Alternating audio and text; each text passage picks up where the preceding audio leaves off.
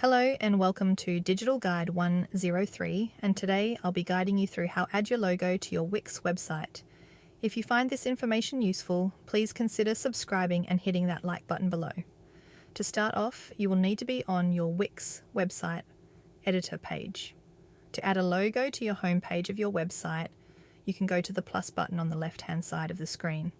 You will then be able to add elements such as images, so let's go and click on that feature now. You may need to wait just a moment while it uploads from your computer. Once it has uploaded, you can then press the Add to Page button in the corner. Once it is uploaded, and we will then drag it to size to where we want it to go. There you have it, the logo on your website.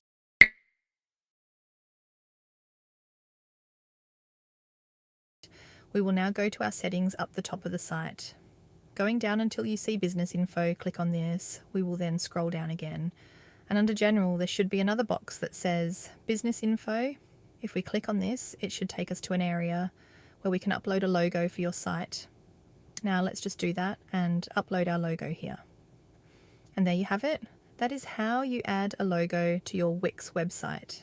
Don't forget to subscribe to this channel if you found this information useful.